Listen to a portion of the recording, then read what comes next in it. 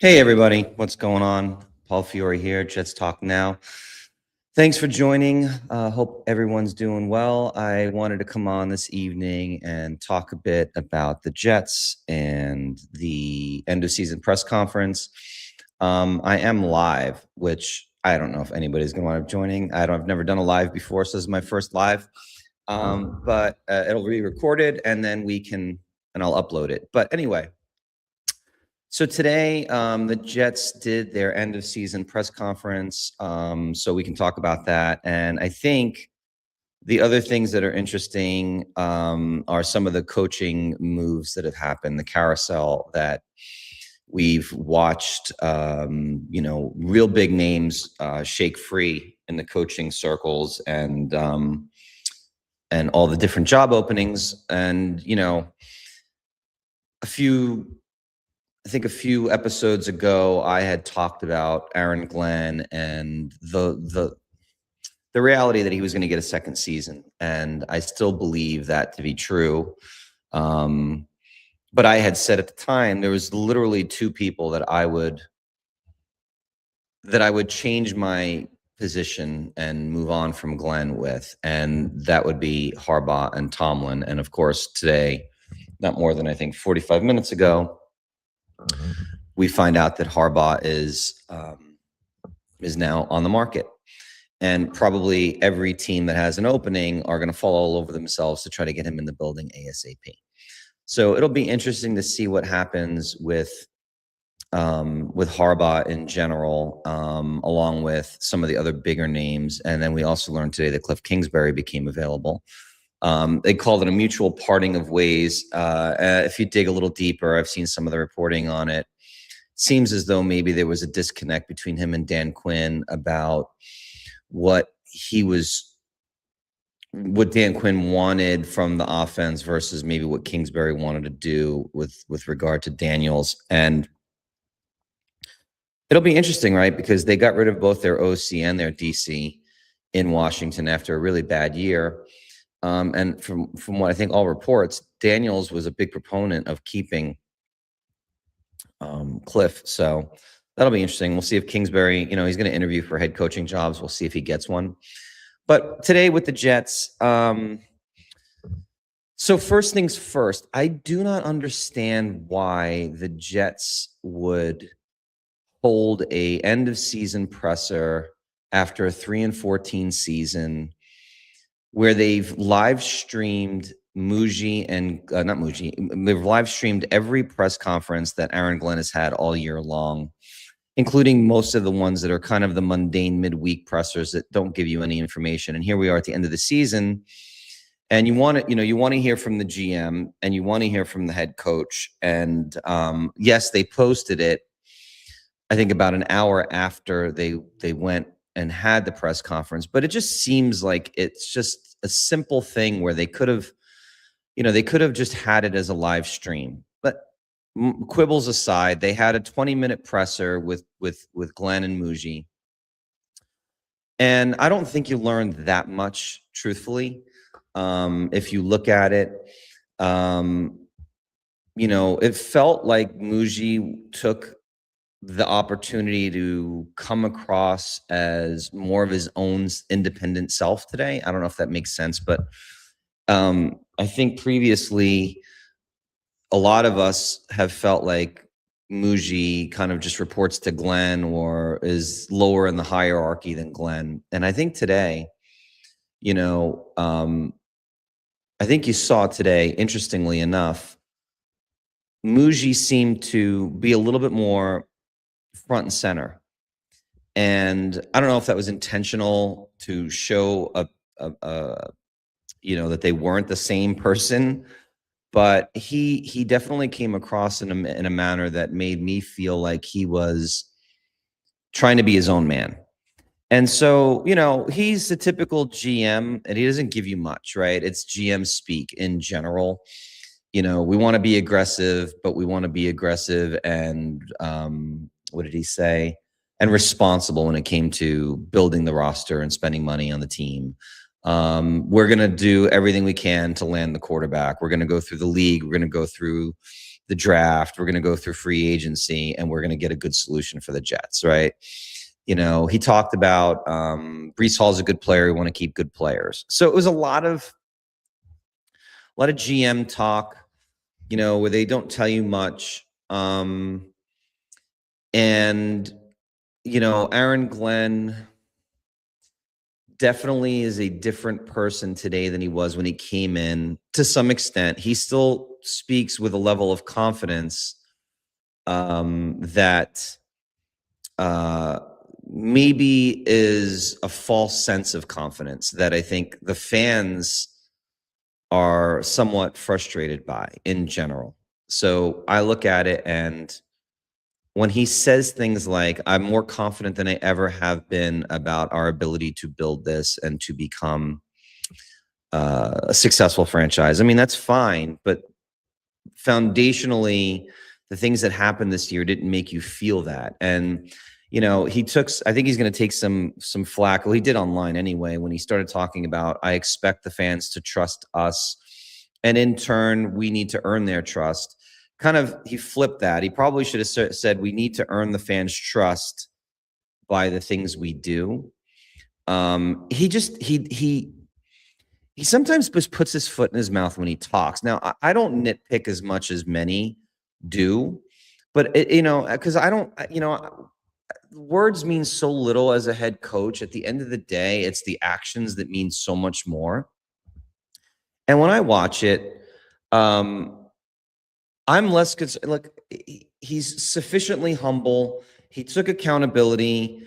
He owns the mistakes. That's fine. He talked about being a rookie head coach and the lessons learned.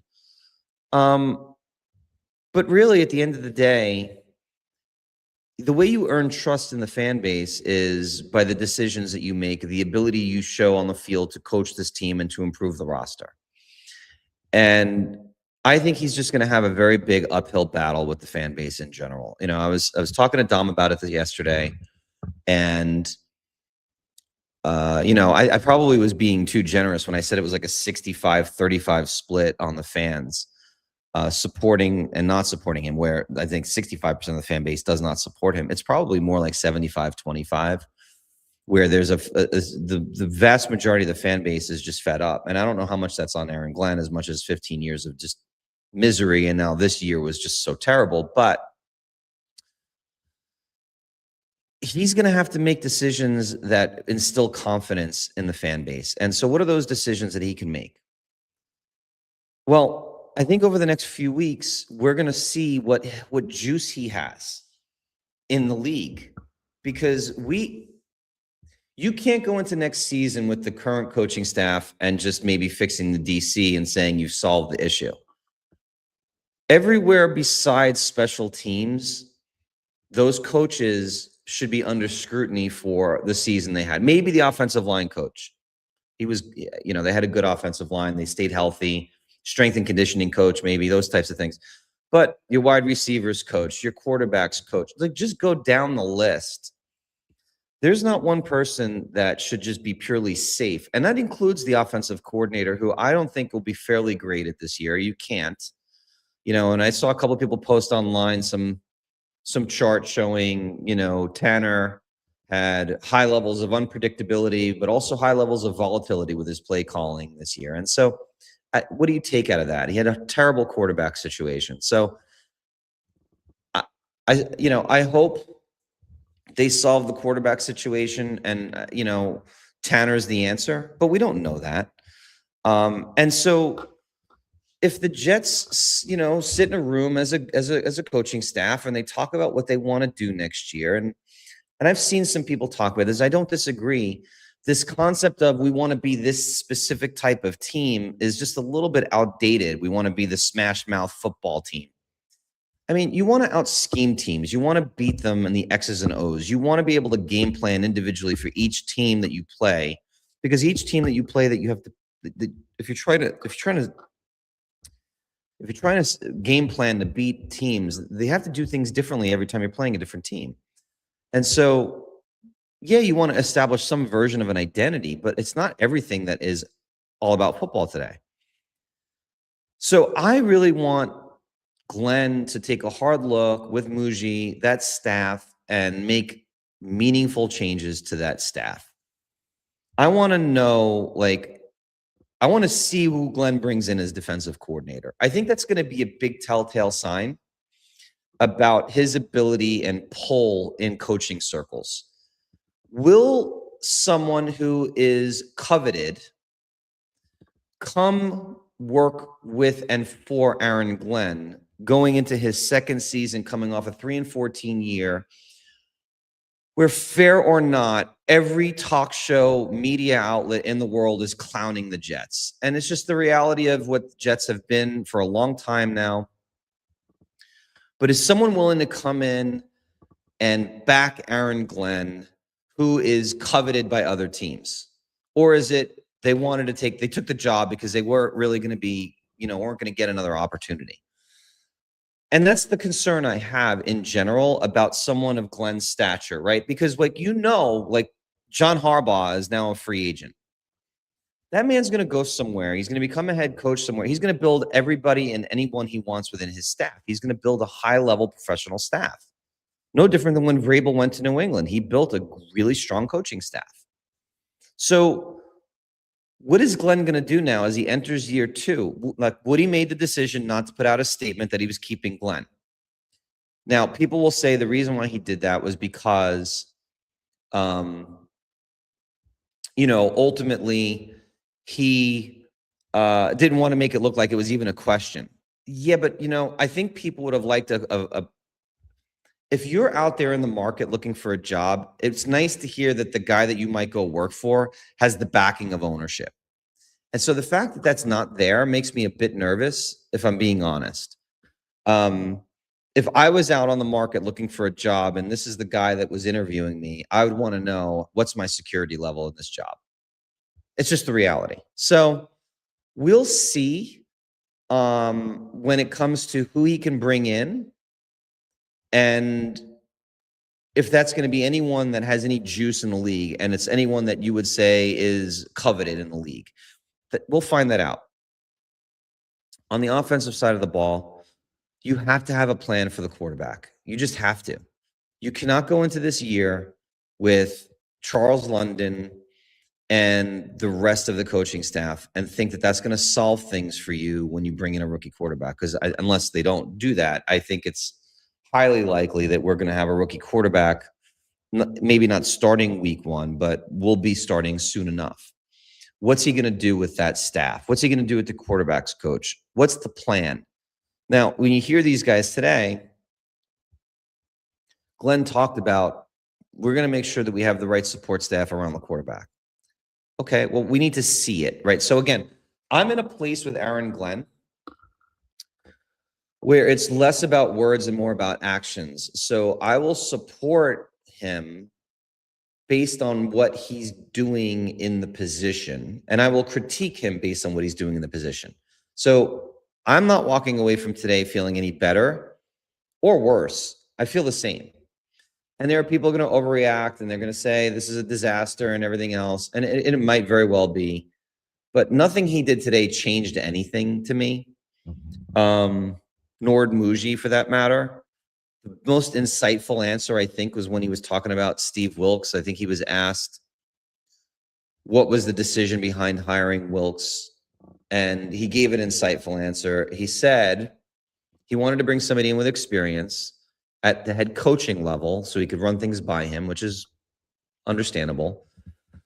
But he also said he was going to run the same system he ran in San Francisco, right? Which essentially, I think if we all remember this, was the Saleh system in San Francisco.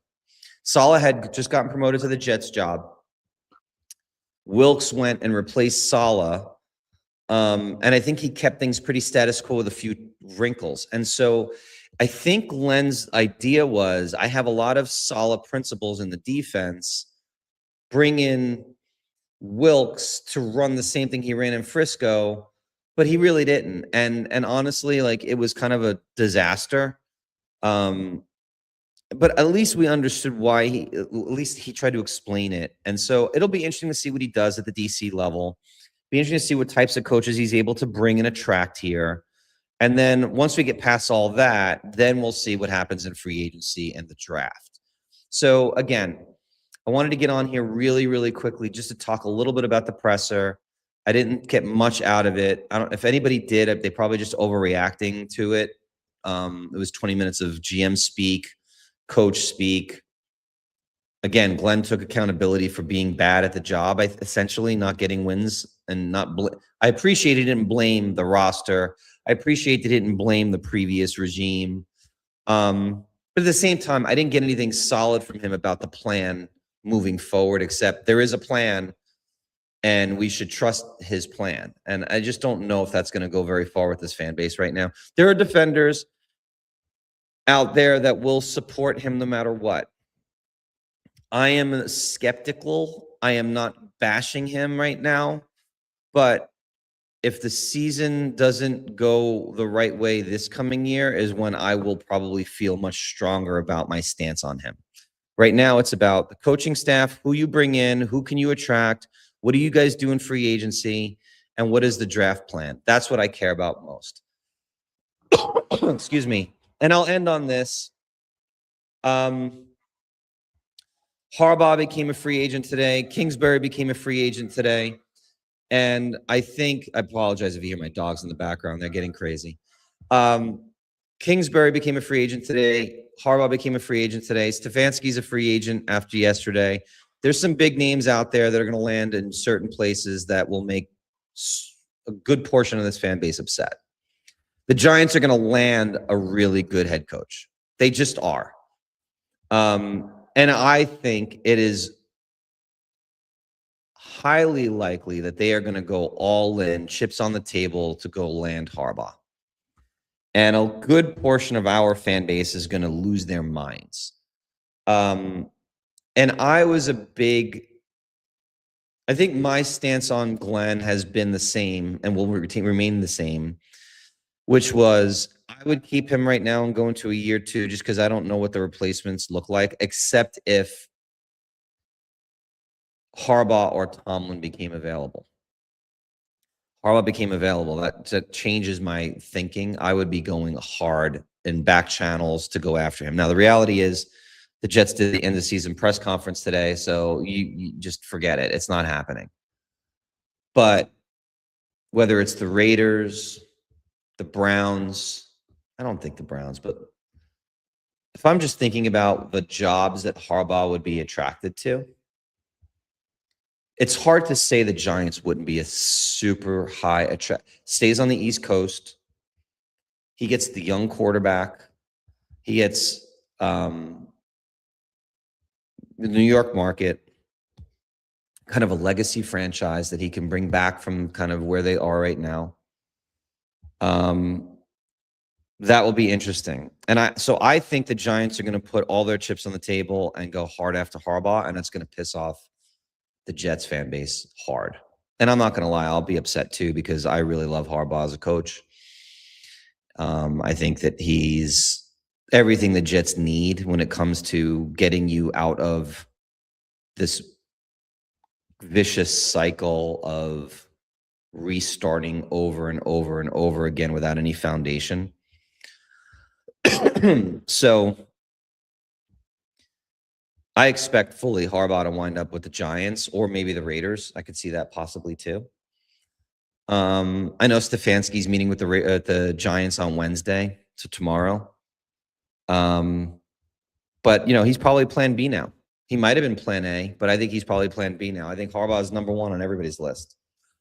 Oh, and this is the next question. Do the Dolphins fire McDaniel now that Harbaugh is free? And just kind of give him the keys to the castle in Miami. And then they just got to deal with Harbaugh every year. I mean, isn't that also something that would be happening to the Jets in general, where you wind up now having to deal with Vrabel and Harbaugh in the same division? I mean, it's possible. So we'll see what happens in the coaching carousel. Kingsbury, it's funny. I said something today where I thought, hey, if the Jets really want to show something to the fans right now, go make a move with Kingsbury. I didn't mean that he should replace Tanner as an OC, although I would obviously be open-minded to that. I would want someone like Kingsbury to come in, if he'd be open-minded to like an assistant head coach role, where he would mentor the young rookie quarterback and you just pay him some obscene amount of money to make that move. It's not going to happen, but I would make the phone call. But I think Kingsbury is going to get head coaching interviews. So I don't think there was a mutual parting of ways with them. He's going to interview for head coaching jobs, no different than Salah's going to interview for head coaching jobs. If he gets one or not is beyond, I don't know. But again, where would Kingsbury potentially be a good fit? I mean, he could be a good fit with the Raiders if they're going to go out and get a young quarterback. Who would you want as who more? If you think about it, right? If you're a team out and search for a quarterback, why wouldn't Kingsbury be an interesting choice as head coach? If not head coach, absolutely offensive coordinator, right? Like, just like Brian Daboll would be very attractive as an OC for somebody who's trying to build out their team. You know, rumors about the Raiders going after Brian Flores pairing him with a Daboll. I mean, that makes sense, right? Raiders are going to be looking for someone to help establish a young quarterback. So I think Kingsbury might be interesting for them as well. Stefanski, obviously, you know, is known as an offensive mind. He's going to be someone that's interesting. So ultimately, the Jets were, you know, we're going to wind up in a situation. Let me rephrase. There's a chance that we're sitting here next year and Aaron Glenn's fired and Harbaugh's got a job. Kingsbury's got a job. Stefanski's got a job. McCarthy, I don't know. If he doesn't get a job this cycle, I wonder if McCarthy gets a job. But will Kubiak get a job? Maybe. But the Jets will be in a situation next year where guys like Harbaugh, who what might have been available, you miss out the year, just like we did with Vrabel and when we kept Saleh that offseason that I believe they should have moved on from him. Right? When they kept Saleh after year 3, Vrabel was free, waiting for an opportunity. And the Jets kept things status quo, and then 5 games into the season blew it all up, and then Vrabel wound up going to New England after teasing the Jets, which we all knew was never going to happen the minute that Kraft fired Mayo. So, excuse me, are the Jets going to be in the same situation where they kept Glenn and guys like Harbaugh became free and the Jets just, you know, what's the phrase? A day late, a dollar short. It's possible. In the meantime, we just can only ponder what will happen here in the offseason. I think over the next couple of days, we'll see if the Jets move on from any of their coaches. Maybe we'll hear something by Thursday or Friday. You know, it sounded like Glenn was unsure when he was asked that question in the presser today. He said he hadn't made any decisions yet on the coaching staff. But let's try, I think, as a fan base, this is what we should do. You do whatever you want. This is what I'm going to do as a fan. I am going to accept Glenn as the coach moving into year 2. And I am going to try to fairly judge him based on his actions, not his words, but his actions. I will watch closely and be fair about coaching decisions, fair about what they do in free agency and the draft, and try to call balls and strikes as I see them. And I think every one of us as fans should do the same thing, because ultimately,